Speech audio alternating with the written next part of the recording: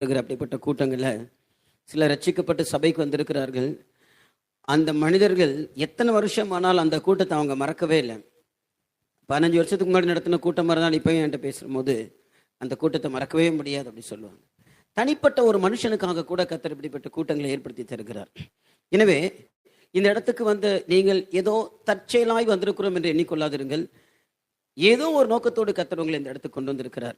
உங்களுடைய நிலவரங்களை அறிந்து, உங்கள் பிரச்சனைகளை அறிந்து, உங்களுடைய கவலைகளை அறிந்து, உங்களுடைய போராட்டங்களை அறிந்து, உங்களுக்கு உதவி செய்து, உங்களை தப்புவித்து, உங்களை கனம் பண்ணி, உங்களை மேன்மைப்படுத்தும்படியாகத்தான் கர்த்தர் இந்த இடத்துல உங்களை கொண்டு வந்திருக்கிறார்.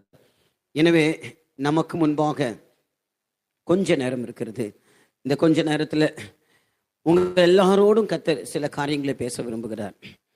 எனவே கர்த்தர் ஒரு நிமிஷம் நம்மோடு கூட பேசி நம்மை உணர்த்தி நம்மை ஆசீர்வதித்து அனுப்பும்படியாய் கண்களை மூடி கரங்களை உயர்த்தி கர்த்தரை ஸ்தோத்திரம் பண்ணுவோம். ஸ்தோத்திரம், ஸ்தோத்திரம், ஸ்தோத்திரம், ஸ்தோத்திரம், ஸ்தோத்திரம், ஸ்தோத்திரம், ஸ்தோத்திரம், ஸ்தோத்திரம். பிதாவே, நீர் பேசும், நீர் பேசும், நீர் பேசும், நீர் பேசும், நீர் பேசும், நீர் பேசும். ஸ்தோத்திரம், ஸ்தோத்திரம், ஸ்தோத்திரம், ஸ்தோத்திரம். ஆமென். இந்த மாலை நேரத்திலும் நம்முடைய தியானத்துக்காக நம்ம எல்லாரும் நம்முடைய வேதத்தை யோவான் எழுதின சுவிசேஷம் 11ஆம் அதிகாரத்திற்கு நேராக திருப்புவோம். யோவான் எழுதின சுவிசேஷம் 11ஆம் அதிகாரம்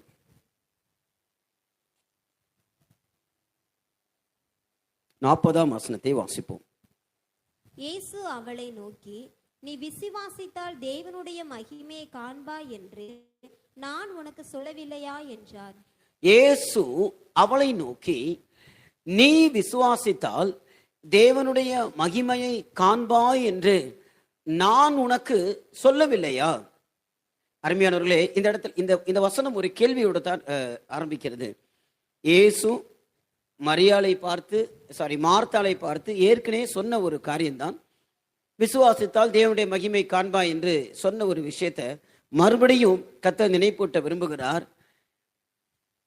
நீ விசுவாசித்தால் தேவனுடைய மகிமையை காண்பா என்று நான் உனக்கு சொல்லவில்லையா?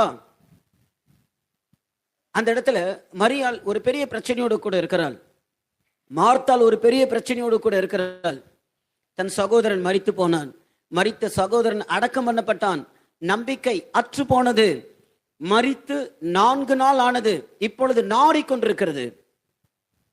அந்த சூழலில் தான் கர்த்தர் அவளை பார்த்து சொல்லுகிறார், நீ விசுவாசித்தால் தேவனுடைய மகிமையை காண்பாய் என்று நான் சொல்லவில்லையா? நான் சொன்னதை நீ செய்யாமல், நீ உன் பிரச்சனையையும் போராட்டத்தையும், நீ கடந்து வந்த பாதைகளையும், நீ சந்தித்துக் கொண்டிருக்கிற இந்த சூழ்நிலையும் நீ ஏன் பார்த்து கொண்டிருக்கிறாய்? அதோடைய அர்த்தம், மரித்த அனுபவத்தை ஏன் பார்க்கிறாய்? 4 நாள் ஆன அந்த நாட்களை நீ ஏன் எண்ணிக்கொண்டிருக்கிறாய்? நாருமே என்று நீ ஏன் சொல்லிக் கொண்டிருக்கிறாய்? எல்லா கேள்விகளுக்கும் ஒரே பதில். மார்த்தாள் அங்கு கேள்வி வைக்கிறாள், ஆண்டவரே, மரித்து 4 நாள் ஆயிற்றே. முதல் கேள்வி. இரண்டாவது, இப்பொழுது நாருமே. இரண்டாவது கேள்வி. இந்த 2 கேள்விக்கும் கர்த்தர் ஒரு பதில் சொல்லுகிறார்.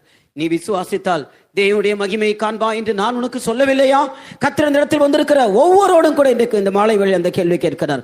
உங்களுடைய பிரச்சனைகளோடும் போராட்டங்களோடும் பலவிதமான நெருக்கங்களோடும் நீங்கள் இந்த இடத்துல வந்திருக்கலாம். பல கேள்விகளோடு கூட வந்திருக்கலாம். ஐயோ, இந்த காரியம் இப்படி இருக்கிறதே, ஐயோ அந்த காரியம் இப்படி இருக்கிறதே, ஐயோ நான் என்ன செய்வேன், ஐயோ நான் என்ன சொல்ல என்று சொல்லி சில கேள்விகளோடு கூட இந்த இடத்துல வந்திருக்கலாம். இயேசு சாமி, நீர் உண்மையுள்ள தெய்வமாக இருந்தால் இந்த இடத்துக்கு நாங்கள் வந்திருக்கிறோமே, எங்க பிரச்சனைக்குள் பதில் கிடைக்காதா? நாங்கள் எங்கள் சொந்த தெய்வங்கள் எல்லாம் விட்டு உண்மை சொந்த இரட்சகராக ஏற்றுக்கொள்ளவின்றி இந்த இடத்துக்கு வந்திருக்கிறோமே, உம்முடைய முகத்தை தேடி வந்திருக்கிறோமே என்று பல கேள்விகளோடு கூட வந்திருக்கலாம். உங்கள் ஒவ்வொருவரையும் பார்த்து இந்த மாலை வேளையில ஆவியானவர் கேட்கிறார், நீ விசுவாசித்தால் தேவனுடைய மகிமையை காண்பாய் என்று நான் உனக்கு சொல்லவில்லையா? அல்லேலூயா. கர்த்தருடைய நாமத்துக்கு மகிமை உண்டாவதாக. நாம் ஒவ்வொருடைய விசுவாசத்தையும் பரிசுத்த ஆவியானவர் தட்டி எழுப்ப விரும்புகிறார். அருமையானவர்களே, உங்களை பார்த்து கேட்கிறார், நீ விசுவாசித்தால் தேவனுடைய மகிமையை காண்பாய் என்று நான் உனக்கு சொல்லவில்லையா?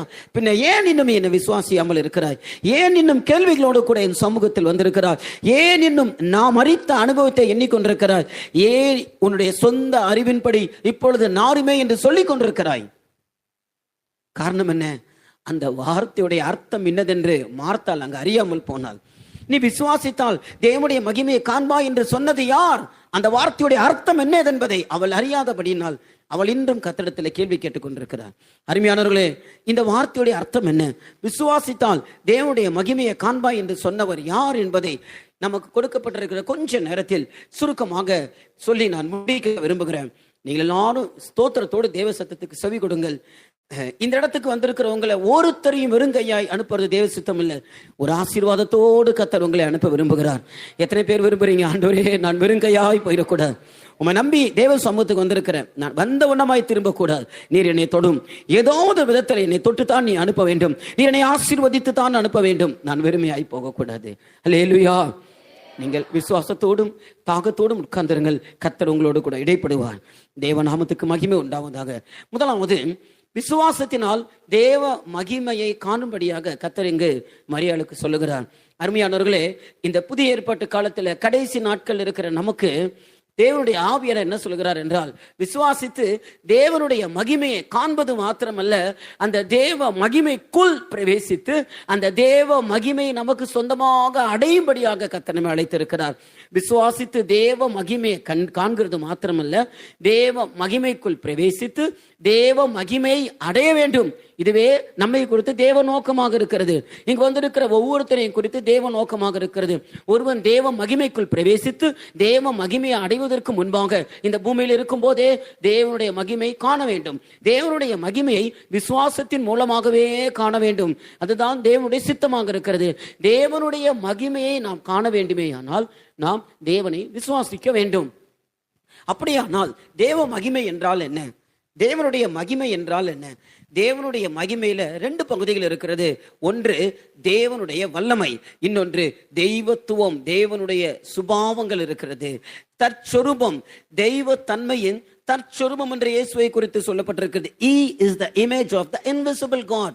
The image, the whole image of the invisible God will be known as Jesus. அப்படின்னா அந்த இன்விசிபிள் காடோட இருக்கிற அத்தனை இமேஜ், அவருக்குள்ள இருக்கிற அத்தனை கண்டென்ட்டும் அந்த தேவ மகிமைக்குள் இருக்கிறது. இட் மீன்ஸ் ஒரு பக்கத்துல தேவனுடைய மகிமை என்று சொல்லும்போது அது தேவனுடைய வல்லமை. இரண்டாவது, தேவனுடைய மகிமை என்று சொன்னால் அது தெய்வ தன்மை, தேவனுடைய சகல சுபாவங்களும் அதற்குள் அடங்கி இருக்கிறது. இவைகளை விசுவாசத்திலே கண்டு அதற்குள் பிரவேசித்து அதை நமக்கு சொந்தமாக்கி கொள்ள வேண்டும். அதுதான் பிதா நம்மை குறித்து கொண்டிருக்கிற நித்திய நோக்கமாக இருக்கிறது. அல்லேலூயா. இந்த மாலை வேளையிலும் தேவ மகிமையை அடையும்படியாக கர்த்தர் நம்மோடு கூட இடைப்பட்டுக் கொண்டிருக்கிறார். தேவ மகிமைக்குள் பிரவேசிக்கும்படியாக, தேவ மகிமையை காணும்படியான கர்த்தர் நமக்குள்ள ஒரு விசுவாசத்தை உருவாக்க விரும்புகிறார். அல்லேலூயா. கர்த்தருடைய நாமத்துக்கு மகிமை உண்டாவதாக. அப்படி இருக்க ஒரு தேவனுடைய பிள்ளை தேவ மகிமையை எப்படி விசுவாசிக்க வேண்டும், எப்பொழுது அந்த மகிமையை விசுவாசத்தின் மூலமாக கண்டுபிடிக்கலாம் என்று சொன்னால் மூன்று காரியங்களில் மூன்று விதத்தில் நான் உங்களுக்கு சொல்லுகிறேன். தேவ மகிமையை எப்படி கண்டு எப்படி விசுவாசித்து அதை கண்டு கொள்ளலாம் என்பதற்கான மூன்று காரியங்களை நான் உங்களுக்கு சொல்ல விரும்புகிறேன். முதலாவது, தேவ மகிமை எப்படி ஒரு தேவனுடைய பிள்ளை கண்டு கொள்ள முடியும் என்று சொன்னால், பாவ மன்னிப்பின் அனுபவத்திலே தேவ மகிமையை நாம் கண்டு கொள்ளலாம். எங்கெல்லாம் பாவ மன்னிப்பு இருக்கிறதோ அல்லது எங்கெல்லாம் மன்னிக்கிற அனுபவம் இருக்கிறதோ அங்கெல்லாம் தேவனுடைய மகிமை கடந்து வருகிறது. அல்லேலூயா. ஆமென். முதலாவது மனிதனாகிய ஆதாம், அவன் தேவனுடைய சாயலிலும் தேவ மகிமையிலும் சிருஷ்டிக்கப்பட்டான். உண்டாக்கப்பட்ட மனுஷனோ தன் பாவத்தின் நிமித்தம், கீழ்ப்படியாமல் போனது நிமித்தம் தோட்டத்தை விட்டு துரத்தப்பட்டு தேவ மகிமையை இழந்து போனான். அந்த முதலாவது மனிதனாகிய ஆதாமும் தேவ மகிமையை இழந்தது போலவே நாம் எல்லாரும் பாவம் செய்து நம்முடைய சொந்த வழிகளிலே திரிந்து தேவ மகிமையற்றவர்களானோம் என்று ரோமர் புஸ்தகத்தில் நாம் வாசிக்கிறோம். வசனம் சொல்வதற்கு இப்பொழுது நேரம் இல்லை, நீங்கள் குறித்துக் கொள்ளுங்கள். நம்ம எல்லாரும் பாவம் செய்து தேவ மகிமையற்றவர்களானோம் என்று ரோமர் 3ஆம் அதிகாரம் 23ஆம் வசனத்திலே நாம் வாசிக்கிறோம். பாவம் செய்கிற ஒரு மனுஷன் தேவ மகிமையை காண முடியாமல் போகிறான். அல்லேலூயா. ஆமென். பாவம் ஒரு மனுஷனை தேவனை விட்டு பிரிக்கிறது. அல்லேலூயா. ஆமீன். அன்றைக்கு ஆதாமை தேவ மகிமை உள்ளவனாகவே கர்த்தர் சிருஷ்டித்திருந்தும் அவனுக்குள் வந்த பாவம் தான் தேவ மகிமையை விட்டு அவனை பிரித்தது, தேவ மகிமையை காண முடியாமல் செய்தது. ஆதாம் இழந்த தேவ மகிமையை இயேசு கிறிஸ்து மறுபடியும் நமக்கு தந்து அந்த தேவ மகிமையை காணும்படியாகத்தான் 2 கைகளை சிலுவையிலே விரித்தார். தன்னுடைய கைகளில் கால்களிலும் ஆணி அடிக்க ஒப்பு கொடுத்தார். அந்த கைகளில் துளைக்கப்பட்ட ஆணிகள் அந்த கால்களில் துளைக்கப்பட்டிருக்கிற அந்த ஆணியின் மூலமாக தேவ மகிமையை நீங்களும் நானும் கண்டு கொள்ளும்படியாக இப்படிப்பட்ட கூட்டங்களை கர்த்தர் கிருபையின் காலத்திலே நமக்கு தந்திருக்கிறார். அல்லேலூயா. பாவத்தில் இருக்கிற ஒரு தேவனுடைய பிள்ளை ஒரு நாளும் தேவனுடைய மகிமையை காண முடியாது. எனவேதான் நம்முடைய பாவங்களை மன்னிக்க கூடிய அதிகாரம் பூமியில இயேசுவுக்கு உண்டு என்பதை நாம் விசுவாசிக்கும் போது தேவ மகிமையை நாம் கண்டு கொள்வோம். அல்லேலூயா. முதலாவது விஷயம், இயேசு கிறிஸ்துவுக்கு பாவத்தை மன்னிக்கிற அதிகாரம் உண்டு என்று நீங்கள் விசுவாசித்தால் அந்த விசுவாசத்தின் மூலமாக பாவம் மன்னிக்கப்படுகிற வேளையில தேவனுடைய மகிமையை நாம் காணலாம். அருமையானவர்களே, பூமியிலே பாவங்களை மன்னிக்க மனுஷகுமாரனுக்கு அதிகாரம் உண்டு, இயேசு கிறிஸ்துவுக்கு அதிகாரம் உண்டு. இப்பொழுது பல பாவத்தோடும் குற்றங்களோடும் ரகசிய பாவங்களோடும் இந்த உலகம் முழுவதும் நிரம்பி இருக்கிற அசுத்தங்களோடும் கணவன் மனைவிக்கு துரோகம் செய்வதும், மனைவிக்கு கணவன் துரோகம் செய்வதும், பெற்றோர்கள் பிள்ளைகளுக்கு துரோகம் செய்வதும், இயற்கைக்கு அப்பாற்பட்ட காரியங்கள் இந்த உலகத்திலே நடந்து பலவிதமான துர்மரணங்கள் நடக்கிறது. இவைகளை குறித்து வீடியோக்கள் போடுவதன் மூலமாக பணம் சம்பாதிக்கிறவர்கள் அதிகமாக இருக்கிறார்கள். நாள்தோறும் நாம் செய்தித்தாள்களை திருப்பினால் பாவம் பாவம் பாவம் பலவிதமான பாவங்களை நாம் இன்றைக்கு கேள்விப்பட்டு கொண்டே இருக்கிறோம். அருமையானவர்களே, இந்த பாவத்தை விட்டு எத்தனையோ சந்தர்ப்பத்தில் மனுஷன் தன்னை காப்பாற்றிக் கொள்ள வேண்டும் என்று விலகி ஓடுகிறான். ஆனால் பாவம் ஒரு மனுஷனை துரத்துகிறது. இந்த இடத்தில் உட்கார்ந்து இருக்கிற நீங்களும் கூட ஏதோ ஒரு விஷயத்தை தவறு என்பதை நாம் அறிந்திருந்தும் கூட அதை விட்டு வெளியே வர வேண்டும் என்று எவ்வளவு பிரயாசப்படுகிறோம். எவ்வளவு தூரம் அதை விட்டு விலகி ஓட வேண்டும் என்று நினைக்கிறோமோ அவ்வளவு அதிகமாக அதை நம்மை துரத்தி கொண்டிருக்கலாம். நாம் விரும்புகிற நன்மை அல்லாமல் விரும்பாத தீமையே செய்யும்படி ஒரு வல்லமை அந்த பாவத்துக்கு பின்பாக இருந்து நம்மை துரத்தி கொண்டே இருக்கலாம். அப்படி பாவத்தின் நிமித்தம் இன்றைக்கு மனுக்குலம் ஓடிக்கொண்டிருக்கிறது. சிலர் அந்த பாவத்தின் பிடியிலே சிக்கி நரகத்தை நோக்கி வேகமாய் போய்கொண்டிருக்கிறார்கள். இந்த நொடியில யாரோ ஒருவன் பாவத்தினால் மரித்து நரகத்தை நோக்கி போய்கொண்டே இருக்கிறான். பாவம் ஒரு மனுஷனை தேவ மகிமையிலிருந்து பிரித்து நித்திய ஆக்கினைக்கு நேராக கொண்டு போகிறது. அருமையானவர்களே, அப்படிப்பட்ட பாவத்தின் ஆழத்தில் ஒரு காலத்தில் நீங்களும் நானும் இருந்தோம். இயேசு நம்மை தேடி வந்து நம்மை தூக்கி எடுத்தார். அல்லேலூயா. இயேசு என் பாவத்தை மன்னித்தார் என்று சொல்லுகிறவர்கள் ஒரு அல்லேலூயா சொல்லுவோமாக. ஆமென். ஒரு காலத்தில் பாவம் இன்னதென்பது அறியாமல் நாம் பாவம் செய்து கொண்டிருந்தோம். நம்முடைய அறியாமையிலே செய்த பாவங்களை இயேசு நமக்கு கிருபையாய் மன்னித்தார். இன்றைக்கு கையிலே வேதம் இருக்கிறது, தேவ வசனங்களை கேட்கிறோம். ஆனாலும் சத்தியத்தை அறிகிற அறிவை அடைந்த பின்பும் இன்னும் நமக்குள் இருக்கிற சில பாவங்கள், விட முடியாத சில அடிமைத்தனங்கள் நமக்குள் இருக்கிற வரைக்கும் நாம் தேவ மகிமையை காண முடியாமல் தடுமாறி கொண்டிருக்கிறோம். அருமையானவர்களே, ஒரு மரத்துக்குள் பாருங்கள், கரையான் பூச்சி இருக்குதுன்னா ஒரு மரத்துக்குள்ள ஏறிடுச்சுன்னா நமக்கு தெரியாது. சில கதவு நிலையில பார்த்தீங்கன்னா கதவு நிலை வந்து வெளியில ஃபுல் ஷேப் அப்படியே இருக்கும். ஆனா அந்த கரையான் உள்ள அந்த நிலையை குடைஞ்சிட்டே உள்ள போய்கிட்டே இருக்கும். அது போலதான் பாவம் என்பது ஒரு மனிதனுடைய வாழ்க்கைக்குள்ள பிரவேசிக்கும் போது கொஞ்சம் கொஞ்சமாய் அந்த மனுஷனுடைய வாழ்க்கையை அரிச்சிடும். குடிப்பழக்கம் முதலாவது நண்பர்களுக்காக, எனக்காக அல்ல, எனக்கு பிடிக்காது, ஆனா என் நண்பர்களுக்காக என்று சொல்லி ஒரு கொஞ்சம் அளவு குடிதான் என்று நினைக்கிறான். அந்த கரையான் நம்முடைய சரீரத்துக்குள்ள போகிறது. கெட்ட வார்த்தை, ஒரே ஒரு வார்த்தை தான், எப்பயாவது ஒரு தரம் தான் பேசுகிறேன் என்று நினைக்கிறான். அந்த விஷ கரையான் உள்ளே போகிறது. சண்டை போட்டு கோவப்பட்டு மனைவியை அடிக்க போறோம். ஒரு தரம் தானே தப்பு, என்ன தப்பு, யாரும் செய்யாத தப்ப நான் செஞ்சுட்டேன் அப்படின்னு நினைக்கிறோம். ஆனால் அதுதான் ஒரு மனுஷனுடைய வாழ்க்கை அழிக்குது. இன்னைக்கு வாலிப உலகம் அழிந்து கொண்டிருக்கிறது. எத்தனையோ சோசியல் மீடியாக்கள்ல சிக்கி அழிந்து கொண்டிருக்கிறார்கள். ஒரு மெசேஜ் தானே, என்ன தப்பு, என்ன தப்பு? அருமையானவர்களே, அந்த கரையான் அநேகருடைய வாழ்க்கைக்குள்ள போய் அழித்து கொண்டே இருக்கிறது. அப்படிப்பட்ட யாராவது ஒருவர் இந்த இடத்தில் நீங்கள் இருந்தால், விட முடியாத பாவத்தோடு கூட நீங்கள் தடுமாறி கொண்டிருந்தால், ஐயோ நான் இப்படியே தவறு செய்து கொண்டே இருந்தால் கண்டிப்பாக நான் ஒரு நாள் சிக்கிக்கொள்வேன், எல்லாரும் நான் அவமானப்பட்டு போவேன் என்று சொல்லி நீங்கள் பயத்தோடு கூட இந்த இடத்தில் இருக்கிறீர்களா? கர்த்தர் உங்களோடு கூட இடைபெறுகிறார். இயேசு கிறிஸ்து உங்களுக்கு ஒரு வாய்ப்பை கொடுக்கும்படியாக இந்த கூட்டத்துக்கு உங்களை கொண்டு வந்திருக்கிறார். பாவத்தை மன்னிக்கக்கூடிய அதிகாரம் இந்த இயேசுவுக்கு உண்டென்று நீங்கள் விசுவாசித்தால் தேவ மகிமையை காணலாம். வாழ்நாளெல்லாம் திருடு, கொலை, கொள்ளை, பாவத்தில் அகப்பட்டு கொண்டு கையும் களவுமாய் சிக்கி கொண்டான். இயேசு சிலுவையில அடிக்கப்பட போகிற அதே வேளையில அவனுக்கும் கூட தண்டனை ஆயத்தமாக இருந்தது. அவனும் கூட சிலுவையிலே தொங்கிக் கொண்டிருக்கிறான். அப்படிப்பட்ட ஒருவன் சிலுவையிலே ஒரு கள்ளனாக அடிக்கப்பட்டு தொங்கிக் கொண்டிருக்கும் வேளையில இந்த இயேசுவுக்கு என் பாவத்தை மன்னிக்கக்கூடிய அதிகாரம் உண்டென்று விசுவாசித்து இயேசுவை பார்த்து சொல்லுகிறான், நீர் உம்முடைய ராஜ்யத்தில் வரும்போது இந்த அடியனை நினைத்தருளும். அல்லேலூயா. கண்டிப்பாக நாம் எல்லாரும் வாசிக்க வேண்டும். லூக்கா 23ஆம் அதிகாரம் 42, 43ஆம் வசனத்தை வாசிங்கள். லூக்கா 23ஆம் அதிகாரம் 42, 43ஆம் வசனங்கள். இயேசுவை நோக்கி, ஆண்டவரே, நீர் உம்முடைய ராஜ்யத்தில் வரும்போது அடியேனை நினைத்தருளும் என்றான். இயேசு அவனை நோக்கி, இன்றைக்கு நீ என்னோட கூட பரதீசில் இருப்பாய் என்று மெய்யாகவே உனக்கு சொல்லுகிறேன் என்றார். அல்லேலூயா. தன் வாழ்நாள் எல்லாம் பாவம் பாவம் பாவம் தவறு தவறு தவறு தவறு செய்து கொண்டிருக்கிறான். அதுக்கான தண்டனையை பெற்று சிலுவையில தொங்கிக் கொண்டிருக்கும் போது தன்னோடு கூட ஒரு தவறும் செய்யாமல் சிலுவையில தொங்கிக் கொண்டிருக்கிற இயேசுவை பார்த்து அந்த சிலுவை கல்லன் கேட்கிறான், அடியனை நினைத்தருளும், உடைய ராஜ்யத்தில் வரும்போது இந்த அடியனை நினைத்தருளும். இவர் என்னை ரட்சிப்பான் என்கிற விசுவாசம் அவனுக்குள் இருந்தபடியினால் அந்த இரவு பரதேசிலே இயேசுவோடு கூட இருந்து அந்த தேவ மகிமையை அவன் கண்டான். அல்லேலூயா. இந்த இயேசுவுக்கு பாவத்தை மன்னிக்கக்கூடிய அதிகாரம் உண்டென்று நீங்கள் விசுவாசியுங்கள். கர்த்தரால மன்னிக்க முடியாத பாவங்கள் இல்லை.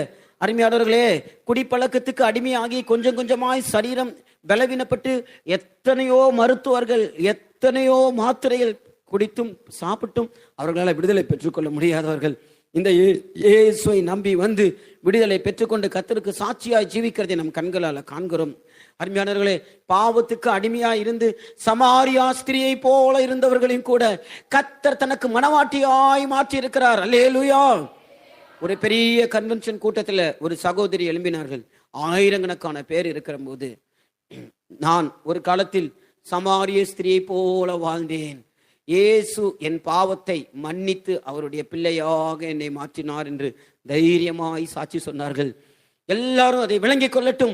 இயேசு இன்றைக்கும் பாவத்தை மன்னிக்கிறார் என்கிற விசுவாசம் எல்லாருக்குள்ள உண்டாகட்டும் என்று விளங்கும்படியாக தன்னுடைய முன் நாட்களை வெக்கப்படாமல் கூச்சப்படாமல், நான் ஒரு காலத்தில் சமாரியா ஸ்திரியை போல இருந்தேன், இயேசு என் பாவத்தை மன்னித்தார் என்று சொன்னார்களாம். அல்லேலூயா. நம்ம எல்லாருக்கும் தெரியும் சமாரியா ஸ்திரீக்கு எத்தனை புருஷன் இருந்தான் என்று சொல்லி. அப்படிப்பட்ட ஒரு வாழ்க்கை வாழ்ந்த அந்த சகோதரி தைரியமா எழும்பி சாட்சி சொன்னார்களாம். அல்லேலூயா.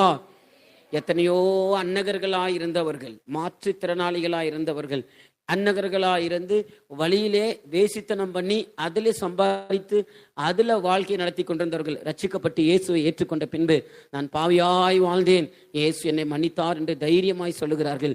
இந்த இடத்திலும் கூட அப்படிப்பட்ட சோதனையோடு போராட்டத்தோடும் பிரச்சனையோடும் நீங்கள் வந்திருந்தால் இயேசு உங்கள் பாவங்களை மன்னிக்கிறார் என்பதை நாங்கள் சுவிசேஷமாக உங்களுக்கு அறிவிக்கிறோம்.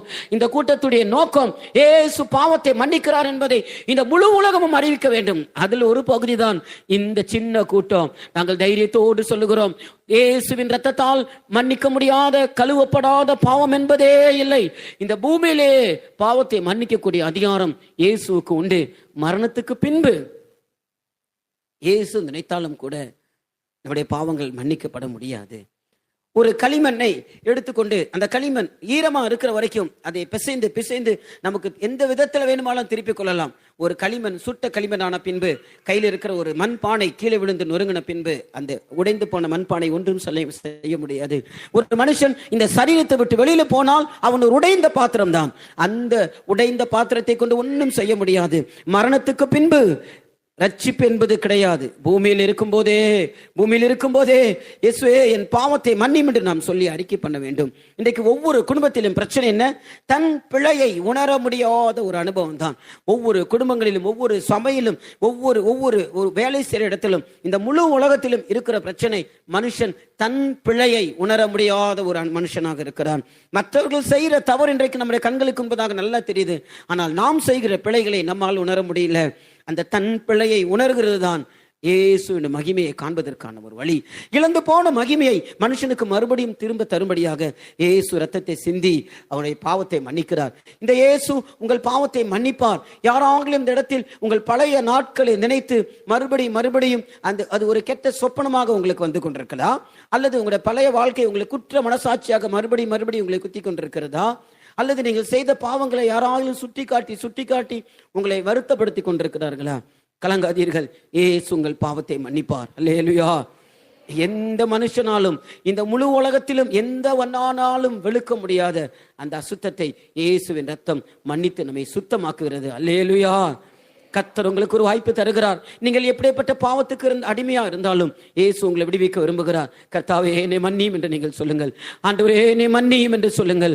ஆண்டவரே நான் பாவி என்பதை ஒத்துக்கொள்கிறேன், என் பாவத்தை மன்னிக்க உமக்கு அதிகாரம் உண்டு என்பதை நான் ஒத்துக்கொள்கிறேன், நான் அதை விசுவாசிக்கிறேன் என்று நீங்கள் சொன்னால் தேவ மகிமையை காணலாம். விசுவாசிக்கிறேன் என்று சொன்னால், விசுவாசித்தால் தேவனுடைய மகிமையை காண்பா என்று நான் உனக்கு சொல்லவில்லையா? ஏன் என்னும் இந்த பாவி என்று சொல்லிக் கொண்டிருக்கிறாய்? நீ விசுவாசி, தேவனுடைய மகிமையை காணலாம். அந்த மன்னிப்பு என்பது எந்த இடத்துல இருக்கிறதோ அங்கே தேவ மகிமையும் இருக்கிறது. இன்றைக்கு இந்த இந்த விஷயத்துல இன்னொரு பகுதியை நான் இன்னொரு விதத்துல பார்க்கும்போது, தன் பிழையை மனுஷன் உணர முடியாமல் மற்றவர்கள் பிழையை அதிகமாக கண்களுக்கு தெரிகிறபடினால் மற்றவர்களை மன்னிக்க முடியல. இந்த முழு உலகமும் பகையும் கசப்பும் பெருகி கொண்டிருக்கிறது. அருமையானவர்களே, ஒரே குடும்பத்தில் இருக்கிற தகப்பனுக்கும் பிள்ளைக்கும் பகையும் கசப்பும் வெறுப்பும், தாயும் பிள்ளையும் பகையும் கசப்பும், கணவன் மனைவியும், வெளி உலகத்துக்கு ஒரு வாழ்க்கை வாழ்ந்து கொண்டிருக்கிறோம். ஆனால் தனிப்பட்ட வாழ்க்கையில அன்பு இல்லை, குடும்பங்கள்ல சமாதானம் இல்லை, பகையும் கசப்பும் தான். இவனை எப்படியாயிலும் கொல்ல வேண்டும், எப்பொழுது இவன் சாவான், எப்பொழுது இவன் பேர் அழியும் என்று சொல்லி தகப்பன் பிள்ளைக்கும் பிள்ளை தகப்பனுக்கும் விரோதமாக எழும்புகிறதை நாம் கண்டு கொண்டிருக்கிறோம். உண்மையான அன்பை இன்றைக்கு உலகத்தில் காண முடிகிறது இல்லை. கசப்பும் பகையும் ஓங்கி வளர்ந்து கொண்டிருக்கிறது. மனுஷன் மன்னிக்க முடியாமல் இருக்கிறான். அல்லேலூயா. நீங்கள் யாராவது மற்றவர்களை மன்னிக்க முடியாமல் இருந்தால் தேவ மகிமை அற்றவர்களாகவே காணப்படுவோம்.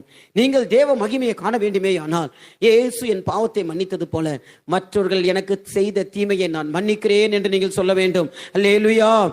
எப்பொழுது நாம் மற்றவர்களை மன்னிக்கிறோமோ அப்பொழுது நம்முடைய பாவங்கள் மன்னிக்கப்படும். நீங்கள் நின்று கொண்டு மற்றவர்கள் உங்களுக்கு விரோதமாக செய்த குற்றங்களையும் குறைகளையும் நீங்கள் மன்னியாதிருப்பீர்கள் ஆனால் பரலோகத்தில் இருக்கிற பிதா உங்கள் பாவங்களையும் மன்னியார் என்று வாசிக்கிறோம். அப்படியானால் ஒரு நாணயத்துக்கு 2 பகுதிகள் இருக்கிறது போல கர்த்தர் நம்மை மன்னிக்கிறார். அந்த நாணயத்துடைய இன்னொரு பக்கம் நாம் மற்றவர்களை மன்னிக்க வேண்டும். இந்த இடத்தில் யாராகிலும் மற்றவர்களை மன்னிக்க முடியாத ஒரு நிலவரத்தோடு வந்திருக்கிறீர்களா? அவர்கள் செய்த விஷயம் என் மனதில் இருந்து கொண்டே இருக்கிறது, அவர்கள் பேசின காரியம் என் மனதில் இருந்து கொண்டே இருக்கிறது, அவர்கள் சொன்னதை என்னால் மறக்க முடியவில்லை என்று சொல்லி யாரோ ஒருவர் இந்த இடத்தில் உட்கார்ந்து புலம்பிக் கொண்டிருக்கிறீர்கள். என்னை இப்படி பேசிவிட்டார்களே, என்னை இப்படி நடத்தி கொண்டார்களே, நான் இப்படி ஏமாற்றப்பட்டிருக்கிறேன் என்று சொல்லி சில செய்த அநியாயத்தை மன்னிக்க முடியாமல் அவர்களுக்கு தீமை செய்ய வேண்டும் எண்ணத்தோடு கூட நீங்கள் இருக்கிறீர்கள். கர்த்தர் உங்களோடு கூட பேசுகிறார். இயேசு உன்னை மன்னித்தபடியினால் நீ அவனை மன்னிக்க வேண்டும். பட்டயத்தை எடுக்கிறவன் பட்டயத்திலே சாவான் என்று நாம் வாசிக்கவில்லையா? மற்றவர்கள் செய்கிற தீமைக்கு தீமை செய்யாதீர்கள் என்று ஆவியானவர் சொல்லுகிறார். நீ உன் மனதிலே கசப்போடும் பகையோடும் உன் சத்துருவுக்கு எதிராக நீ தீமை செய்ய வேண்டும் எண்ணத்தோடு கூட இங்கே வந்திருக்கிறார். கர்த்தரோடு கூட பேசுகிறார். நீ மனப்பூர்வமாய் அவனை மன்னித்தால் நீ தேவ மகிமையை காணலாம். அல்லேலூயா. கர்த்தர் வந்திருக்க சிலரோடு கூட பிரத்யட்சமாய் பேசுகிறார். யாருக்காகிலும் தீமை செய்ய வேண்டும் என்ற நோக்கத்தோடு யாரோ இந்த இடத்துல ஒரு உட்கார்ந்து இருக்கிறீர்கள். கர்த்தர் ஆவியானவர் திட்டமும் தெளிவுமாக சொல்லுகிறார். அவர்கள் எனக்கு செய்த தீமைக்கு நேராக நான் தீமையை செய்வேன், அவர்களை விடமாட்டேன் என்ற எண்ணத்தோடு கூட நீ வந்திருக்கிறாய். பட்டயத்தை உன் உரையிலே போடு. ஷவக்கராயக்கத்துரபனாரியே ரிமஹந்துராங்கரபதுராடியங்கத்துரபனாரியே ரிமானியங்கத்துரபனாரியா. பட்டயத்தை எடுக்கிறவன் பட்டயத்திலே சாவான். நான் உன்னை மன்னித்தேன், மன்னிக்கும்படியாக நான் உன்னை அழைத்தேன். ஷபாதராணி அங்கத்துரா. நீ மன்னித்தால் என்னுடைய மகிமையை காணலாம். ரிமாலி அக்கத்துரமனாரியாக. உங்கள் யாராவது இந்த இடத்தில் கசப்போடும் பகையோடும் வீண் வைராக்கியத்தோடும் மன்னிக்க முடியாத ஒரு இருதயத்தோடும் இந்த இடத்துல இருந்தால், கர்த்தாவே நான் அவர்களை மனப்பூர்வமாய் மன்னிக்கிறேன் என்று சொல்லுங்கள். நம்முடைய கையை, நம்முடைய வலது கை நம்முடைய இதயத்தில் வைத்து நம்முடைய இடது கையை உயர்த்தி சொல்லுவோம். கர்த்தாவே நான் அவர்களை மனப்பூர்வமாய் மன்னிக்கிறேன். லபஹந்தரா. இயேசு சிலுவையிலே தொங்கி அந்த பகை என்ற நடுச்சுவரை தகர்த்து தேவ மகிமையை காணும்படியாய் கர்த்தர் நமக்கு இந்த கூட்டத்தை தந்திருக்கிறார். தேவ மகிமையை நீங்கள் காணும்படியாக கர்த்தாவே நான் மன்னிக்கிறேன் என்று சொல்லுங்கள். இயேசுவே நான் மன்னிக்கிறேன் என்று சொல்லுங்கள். இனி நான் தீமை செய்ய வேண்டும் என்று நினைக்க மாட்டேன், என் எதிரி விழ வேண்டும் என்று நான் நினைக்க மாட்டேன். நான் மன்னிக்கிறேன் என்று சொல்லுங்கள். கர்த்தாவே நான் மன்னிக்கிறேன், கர்த்தாவே நான் மன்னிக்கிறேன், இயேசுவே நான் மன்னிக்கிறேன், ரிபஹந்தராடியா, இயேசுவே நான் மன்னிக்கிறேன், இயேசுவே நான் மன்னிக்கிறேன், இயேசுவே அந்த கசப்பும் பகையும் எனக்கு வேண்டாம் ஆண்டவரே. ஷபராங்கரா துடமனாங்க துடமனாரிய. ஆமென். ஹிட்லர் யூத ஜனங்களை அழிக்க தீர்மானம் செய்து கொண்டிருந்த அந்த காலம், அப்பாவி யூதர்கள் சிறைப்பிடித்துக் கொல்லப்பட்டார்கள். பெண்கள் என்றும் ஆண்கள் என்றும் குழந்தைகள் என்றும் பெரியவர்கள் என்றும் இல்லை, சரீரத்தில் துணி இல்லாமல் அவர்கள் இரவும் பகலும் வாதிக்கப்பட்டார்கள். அதிலே கோரி என்கிற ஒரு பெண்ணும் அப்பாவியாயிருந்து யூதர்களுக்கு உதவி செய்தபடியினால் கோரியும் அவன் குடும்பத்தாரும் அந்த நாசிகளின் சிறையில் அடைக்கப்பட்டு பல துன்பங்களை அனுபவித்தார்கள். தன் கண்களுக்கு முன்பதாகவே ஒருவன் தன் சகோதரியை கொடுமையாய் நடத்தி அவமானப்படுத்தினபடியினால் ஒரு வாரம் அந்த சிறையிலே வியாதி படுக்கையிலே இருந்து கிறிஸ்துவுக்குள் தன் சகோதரி மரித்தாள். அந்த யூத பெண் கர்த்தரை அறிந்திருந்தபடியினால் கர்த்தர் அவளை விடுவித்தார். அவர்கள் விடுதலையான பின்பு முழு உலகமும் அந்த நாசிகளின் சிறையில் தங்களுக்கு நடந்த விஷயங்கள் சாட்சியாய் சொல்லிக் கொண்டு வந்தார்கள். ஒரு நாள் ஜெர்மனியில் மூனிச் என சொல்லக்கூடிய ஒரு இடத்தில் 1947 வருடத்தில் ஒரு கூட்டம் ஒன்றில் எழும்பி யூதர்கள் நிமித்தம் யூதர்கள் அந்த நாசிகள் நிமித்தம் கர்த்தர் தங்களுக்கு செய்த உதவியையும் அவர்கள் நிமித்தம் தாங்கள் பட்ட கஷ்டங்களையும் அந்த சிறையிலே தாங்கள் பட்ட கொடுமையான அனுபவங்களையும் அவர்கள் சாட்சியாக சொல்லிக் கொண்டிருந்த வேளையில திடீரென ஒரு மனிதன் எழுப்பி வந்தான். ரூசன் பர்க் அப்படின்ற கூடிய அந்த சிறைச்சாலையிலே நீங்கள் பேசிக் கொண்டிருந்தீர்களே, நீங்கள் அந்த சிறைச்சாலையிலே கைதிகளாய் இருந்தீர்கள், நான் அந்த சிறைச்சாலையிலே ஒரு அதிகாரியாய் இருந்தேன், என்னை உங்களுக்கு ஞாபகம் வருகிறதா என்று சொல்லி கேட்கிறான். அப்படி கேட்ட மாத்திரத்துல அந்த கோரியுடைய மனது சற்று தயங்குனது. அவள் கை கால்கள்ல நடுக்கம் அவர்களுக்கு முழுவதுமாய் வேர்த்து விட்டது. ஸ்டேஜில் பிரசங்கித்துக் கொண்டிருக்கிற அந்த கோரியுடைய சரீரம் முழுவதும் வேர்த்து கொட்ட ஆரம்பித்தது. என்னன்னு பார்த்தா அந்த அவளுடைய சொந்த சகோதரியை அவமானப்படுத்தி கொலை செய்தவன் தானே அவன். கர்த்தாவே, நான் பிரசங்கிக்கிற இயேசுவே மன்னிக்க வேண்டும் என்று சொன்னீர், நான் என்ன செய்வேன் என்று அந்த சகோதரி கலங்கி கொண்டிருக்கும் போது அவன் சொன்னான், நான் கர்த்தராக இயேசுவே என் சொந்த இரட்சகராக ஏற்றுக்கொண்டேன், நான் செய்த பாவங்கள் எல்லாம் அவர் மன்னித்திருக்கிறார், நீங்கள் என்னை மன்னிக்கிறீர்களா என்று சொல்லி கேட்டான். அப்போது அந்த சகோதரி ஒரு சின்ன ஜெபம் செய்துவிட்டு, சகோதரனே நான் உன்னை மன்னிக்கிறேன் என்று சொல்லி அவருடைய கையை பிடித்து கொண்டு அவனை அணைத்து கொண்டு நான் உன்னை மன்னிக்கிறேன் என்று சொன்னார்களாம். அந்த கோரி அந்த சிறைச்சாலையில் அனுபவித்த துன்பங்கள் நிமித்தம் சரீரம் முழுவதும் வியாதியும் பலவீனத்தோடும் அவர்கள் வயதின் முதிர்ச்சியிலே ஊழியம் செய்து கொண்டு வருகிறார்கள். அப்படி அவர்கள் சாட்சியாக சொல்லுகிறார்கள், நான் அவனை மன்னித்த அந்த நேரத்திலே, அவனுடைய கையை பிடித்து நான் உன்னை மன்னிக்கிறேன் என்று சொன்ன அந்த நேரத்தில் ஒரு விதமான தேவ வல்லமை என் சரீரம் முழுவதும் இறங்கினது. ஒரு சுகமாக்குற வல்லமை என் சரீரத்தை இறங்கினது. நான் சுகமானேன் என்று சொல்லி அவர்கள் சாட்சி சொல்லுகிறார்கள். அல்லேலூயா. அருமையானவர்களே, நாம் மன்னிக்கிற வேளையில தேவ மகிமையை நாம் காணலாம். அல்லேலூயா. இயேசு ஒரு கன்னத்தை அறையும்படி ஒரு கன்னத்தை காட்டினால் அறைந்தால் மற்றொரு கன்னத்தை காட்ட வேண்டும் என்று சொன்னார். அருமையானவர்களே, நம்மால் அப்படி காரியங்களை செய்ய முடியவில்லை. நாம் சாதாரண மனிதர்கள் தான். மற்றவர்கள் நமக்கு செய்த தீமையை நம்மால் மன்னிக்க முடியவில்லை. ஆனாலும் இயேசு சொல்லுகிறார், நான் உன் பாவத்தை மன்னிக்கிறேன் என்று நீ விசுவாசிக்கிறாயே, பின்ன ஏன் நான் உனக்கு மன்னித்தது போல மற்றவர்களுக்கு மன்னிக்க கூடாது? கிறிஸ்துவுக்குள் தேவன் உங்களை மன்னித்தது போல நீங்கள் ஒருவருக்கொருவர் மன்னியுங்கள் என்று வாசிக்கிறோமே. எப்பொழுதெல்லாம் நாம் மன்னிக்கிறோமோ, எங்கெல்லாம் மன்னிப்பு என்கிற ஒரு அனுபவம் உண்டாகுதோ அங்கே தேவ மகிமை உண்டாகிறது. எனவேதான் ஸ்தேவான் கல்லெறிந்து கொல்லப்படுவதற்கு முன்பதாக எல்லாரும் அவனை பார்த்து பற்களை கடிக்கிற வேளையில ஸ்தேவானோ கண்களை மூடி தேவ மகிமையை கண்டான் என்று சொல்லி வாசிக்கிறோம். அப்போஸ்தலர் 7ஆம் அதிகாரத்தில் அதை குறித்து வாசிக்கும் போது, அப்போஸ்தலர் 7ஆம் அதிகாரம் 58 வாசிங்க. அவனை நகரத்திற்கு புறம்பே தள்ளி அவனை கல்லெறிந்தார்கள். சாட்சிக்காரர் தங்கள் வஸ்திரங்களை 54, 55 2 வசனங்களை வாசிங்க. இவைகளை அவர்கள் கேட்ட பொழுது மூர்க்கமடைந்து அவனை பார்த்து பல்லை கடித்தார்கள். அவன் பரிசுத்த ஆவியினாலே நிறைந்தவனாய் வானத்தை அண்ணாந்து பார்த்து தேவனுடைய மகிமையையும் தேவனுடைய வலது பாரசத்தில் இயேசுவானவர் நிற்கிறதையும் கண்டு அல்லேலூயா. அவர்களை மனப்பூர்வமாய் மன்னித்தான். அவனை பார்த்து பற்களை கடித்தார்கள். ஆனால் அவன் அவர்களை பார்க்கவில்லை. தன்னை பகைக்கிற கூட்டத்தை பார்க்கல. பற்களை கடிக்கக்கூடியதை அவர்களை பார்க்கல. மாறாக தேவனுடைய மகிமை கண்டான் என்று சொல்லி கர்த்தர் அங்கு வாசிக்கிறோம். அங்கு ஸ்தேவான் தேவனுடைய மகிமையை கண்டதற்கான காரணம் என்ன? அவர்களை மனப்பூர்வமாய் மன்னித்தான். எனவே தான் தன்னுடைய மரண நேரத்தில், கர்த்தாவே, இந்த அக்கிரமத்தை இவர்கள் மேல் சுமத்தாதிரும் என்று சொல்லி, இந்த பாவத்தை இவர்கள் மேல் சுமத்தாதிரும் என்று சொல்லி அவர்களை மன்னித்தது மாத்திரமல்ல, அவர்களுக்காக பரிந்து பேசவும் செய்தான். அருமையானவர்களே, எங்கெல்லாம் நீங்கள் மற்றவர்களை மன்னிக்கிறீர்களோ, இயேசு பாவத்தை மன்னிக்க அதிகாரம் உண்டு என்று விசுவாசித்து, அந்த விசுவாசத்தோடு நாம் மற்றவர்களை எப்பொழுது மன்னிக்கிறோமோ அப்பொழுது தேவ மகிமையை காணலாம். அல்லேலூயா. அருமையானவர்களே, நாம் தேவ மகிமையை காண்கிறது மாத்திரமல்ல, அந்த மகிமைக்குள் பிரவேசித்து அந்த தேவ மகிமையை அடைய வேண்டும். அதற்காகத்தான் கர்த்தர் நம்மை அழைத்திருக்கிறார். இந்த பூமியில் இருக்கிற நாளெல்லாம் நாம் தேவ மகிமையை காண வேண்டும். இந்த சரீரத்தை விட்டு போகும்போது தேவ மகிமைக்குள் பிரவேசிக்க வேண்டும். அந்த தேவ மகிமைக்குள் பிரவேசித்த பின்பு நித்தியத்திலே தேவ மகிமையை அடைய வேண்டும். அல்லேலூயா. தேவ மகிமையை காண்கிற அனுபவம், தேவ மகிமைக்குள் பிரவேசிக்கிற அனுபவம், தேவ மகிமையை அடைவோம் என்கிற ஒரு அனுபவம் கூட நமக்கு இருக்கிறது. அடிப்படையான ஒரு அனுபவம். தேவ மகிமையை காணும்படியாக நாம் மன்னிக்கப்பட வேண்டும். மற்றவர்களை நாம் மன்னிக்க வேண்டும். அல்லேலூயா. மன்னிக்க ஆயத்தம் உள்ளவர்கள் ஒரு அல்லேலூயா சொல்லுவோம். மன்னிக்க ஆயத்தம் உள்ளவர்கள் சத்தத்தை உயர்த்தி ஒரு அல்லேலூயா சொல்லுவோம்.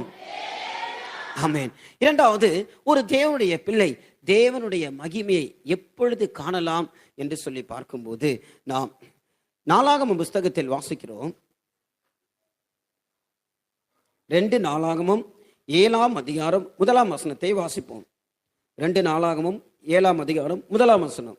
சாலமோன் ஜெபம் பண்ணி முடிக்கிற பொழுது அக்கினி வானத்திலிருந்து இறங்கி சர்வாங்க தகன பலியையும் மற்ற பலிகளையும் பட்சித்தது, கர்த்தருடைய மகிமையையும் ஆலயத்தையும் நிரப்பிற்று. அல்லேலூயா.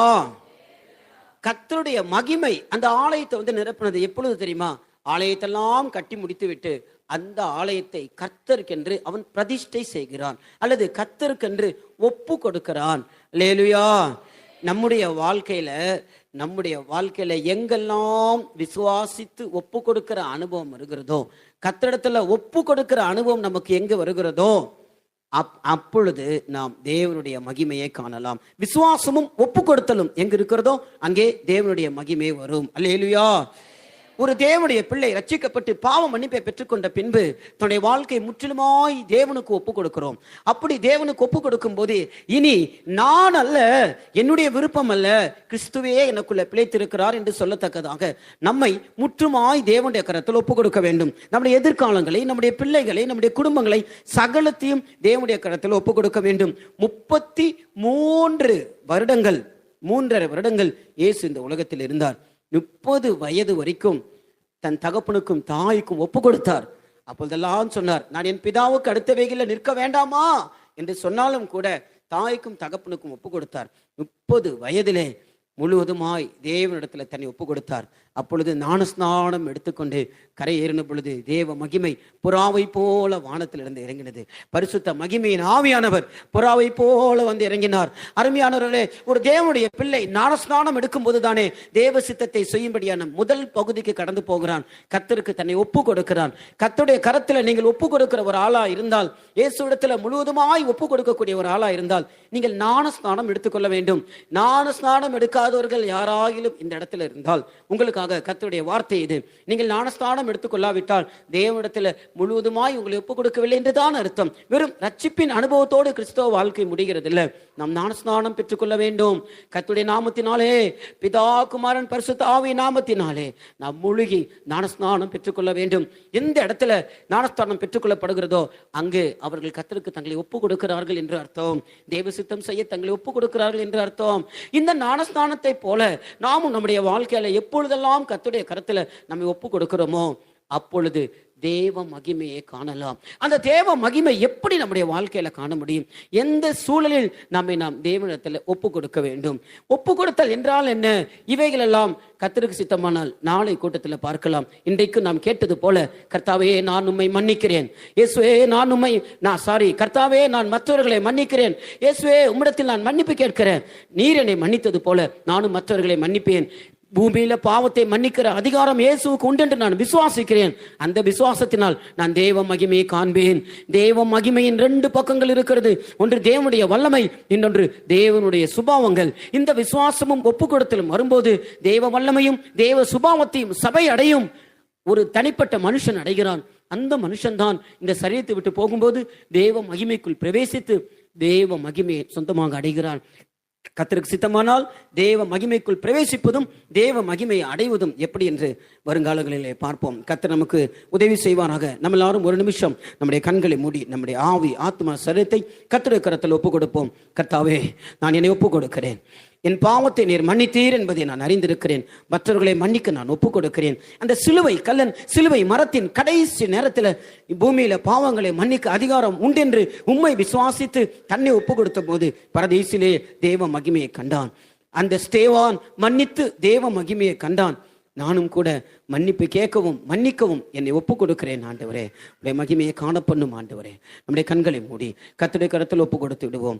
வசனம் கேட்ட நாம் அந்த வசனத்துக்கு சரியான விதத்தில் ஒப்பு கொடுத்தால் சத்தியமும் கிருபையும் கர்த்தரிடத்தில் அல்லவா வருகிறது. கேட்ட சத்தியத்துக்கு ஏற்ற கிருபையும் கூட கர்த்தர் நமக்கு தருவார். ஒரே ஒரு நிமிஷம் ஒப்பு கொடுத்து விடுவோம். ஆண்டவரே, நான் மன்னிப்பேன். ஆண்டவரே, என்னுடைய பாவத்துக்காக நான் மனஸ்தாபப்படுவேன். என் பிழையை நான் உணர்வேன். என் பிள்ளைகளை நான் குற்றம் சொல்ல மாட்டேன். என்னோடு கூட இருக்கிறவர்கள் நான் குற்றப்படுத்த மாட்டேன். தன் பிழையை நான் உணரும் போது தெய்வ மகிமை நான் காண்பேன். எனவே என் பிழைகளை நான் உணரட்டும்.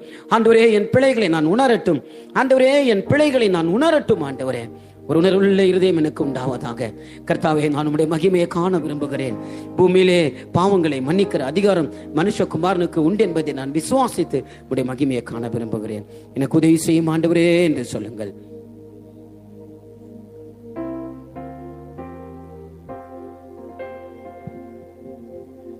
குயவனேவும் கையில் களிமண்ணா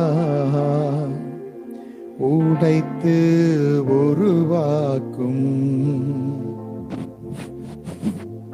குயவனேவும் கையில் களிமண்ணா உடைத்து உருவாக்கும். என் சித்தமல்ல உம் சித்தம் நாதா, தருகிறேனும் கையிலே. எல்லாம் எழுத நின்று சொல்லுமா. என் சித்தமல்ல உம் சித்தம் நாதா, தருகிறேனும் கையிலே. என்னை தருகிறேன் உம் கரத்தில். என்னை படைக்கிறேன் உம் பாதத்தில். என்னை தருகிறேன் உம் கரத்தில். என்னை படைக்கிறேன் உம் பாதத்தில். உருவாக்குமே